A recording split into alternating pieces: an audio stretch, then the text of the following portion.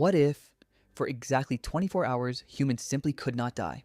Not from falling, not from crashing, not from the worst idea anyone has ever had on the internet. At first, nobody would believe it. A man falls from a skyscraper, hits the street, and then just gets up.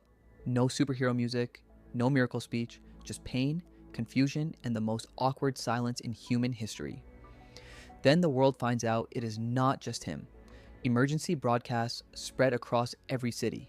People panic, celebrate, and immediately start testing the rules in the dumbest possible ways. Because the first rule is simple: for 24 hours, nobody dies. But the second rule is much worse. Everything else still hurts. Hospitals fill instantly. Not with dead people, but with people who should be dead, sitting in waiting rooms, exhausted, angry, and very much alive. Crime changes within hours. If death is temporarily off the table, fear changes too. Robberies get bolder. Police lose control. Governments suddenly realize that a society built around consequences does not work when everyone thinks consequences are paused.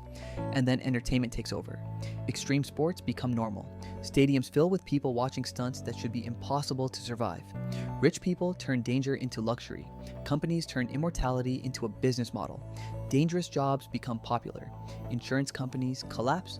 Public transport turns into a stunt park. Schools cancel everything because even children understand the rule faster than adults do. Then social media makes it worse.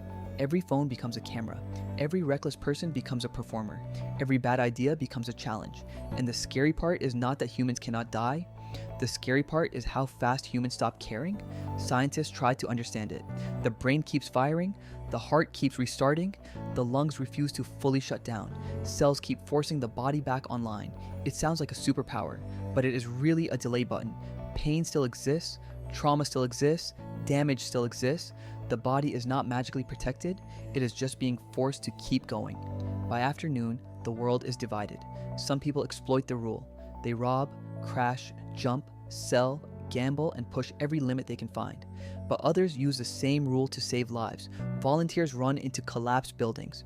Firefighters walk through impossible heat. Rescue teams enter flooded tunnels. For one day, ordinary people can do things that would normally be suicide missions. So the question changes. If humans could not die for 24 hours, would we become monsters or would we become heroes? The answer is both. By evening, everyone is tired. Emergency workers are overwhelmed.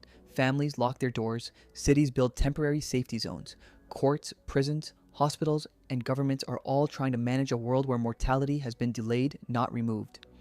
Then the countdown begins. At first, people laughed at danger. Now they stare at the clock because the deal was never immortality forever. It was 24 hours, and midnight is coming. The streets get quiet. The crowd stop cheering. The last reckless people suddenly understand what they are doing. Every ramp looks higher. Every car looks faster. Every fall looks real again. Emergency workers rush to pull people away from danger before the rule ends. The whole world holds its breath under the same moon. Then midnight hits. Mortality returns, and the first normal accident scares everyone more than the impossible disasters did. Because now the world remembers. Death was not the only consequence. Pain matters, fear matters, damage matters, other people matter. By sunrise, the city is still alive. But it is not the same city. The streets are broken. The hospitals are full. The emergency workers are exhausted. And the people who survived the impossible day have to clean up what they did when they thought nothing could kill them.